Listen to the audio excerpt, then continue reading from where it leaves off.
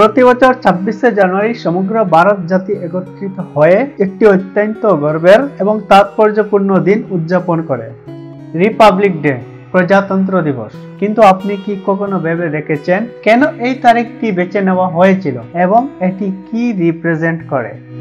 আসুন 26 তারিখের পিছনের গল্পটি আজকের এই ভিডিওতে জানব।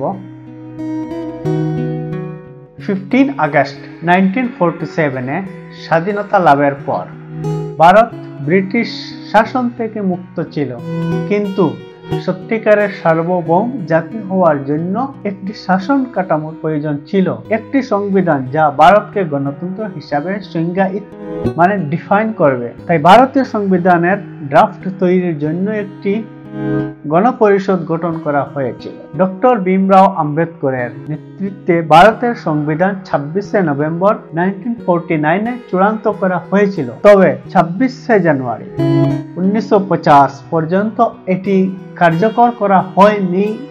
কেন এই নির্দিষ্ট তারিখটি বেছে নেওয়া হয়েছিল?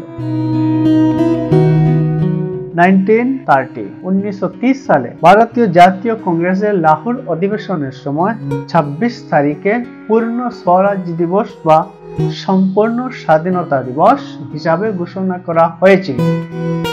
এই দিনে ভারতীয়রা 26শে জানুয়ারি সংবিধান গ্রহণ করা ব্রিটিশ শাসন থেকে সম্পূর্ণ স্বাধীনতার জন্য লড়াই করার শপথ করেছিল।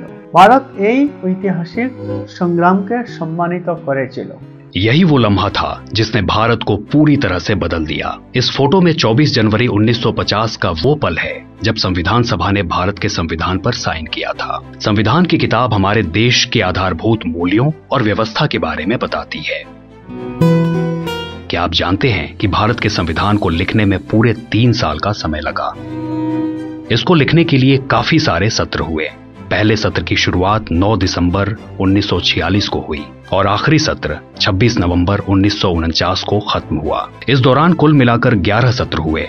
अगर दिनों के हिसाब से गिना जाए तो संविधान बनाने के लिए सभी लोग 165 दिनों के लिए मिले, पर इसमें वो दिन शामिल नहीं है जब संविधान निर्माता अलग अलग छोटी छोटी कमेटियों में मिल रहे थे और संविधान को बनाने का काम कर रहे थे। তারপর থেকে 26শে জানুয়ারি প্রজাতন্ত্র দিবস হিসাবে পালিত হয়, যে দিনটিকে ভারত একটি গণতান্ত্রিক প্রজাতন্ত্রে পরিণত হয়েছিল তার নির্দেশক শক্তি হিসাবে সংবিধান একটি সকলের জন্য স্বাধীনতা, সমতা এবং ন্যায় বিচারের মূল্যবোধকে নির্দেশ করে। প্রজাতন্ত্র দিবসের উদযাপনগুলি জমকালো এবং প্রাণবন্ত। হাইলাইটস হলো রাজপথ, নয়াদিল্লিতে প্রজাতন্ত্র দিবসের প্যারেড, ভারতের সাংস্কৃতিক বৈচিত্র্য, সামরিক শক্তি এবং কৃতিত্বগুলি প্রদর্শন করে। কুচকা আওয়াজ ভারতীয় বায়ুসেনার একটি দর্শনীয় ফ্লাই ফাস্টের মাধ্যমে শেষ হয়, যা সকলকে অবাক করে দেয়।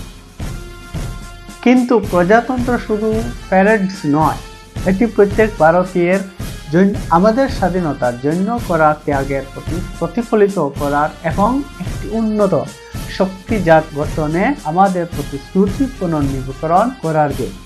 সুতরাং পরের বার যখন আপনি প্রজাতন্ত্র দিবস উদযাপন করবেন, মনে রাখবেন এটি শুধু ছুটি নয়, it's not just a holiday. এটি গণতন্ত্রের দিকে ভারতের যাত্রার এবং আমাদের কাছে যে মূল্যবোধগুলি প্রিয়। এ ধরনের আরো গল্পের জন্য লাইক, শেয়ার এবং সাবস্ক্রাইব করতে ভুলবেন না।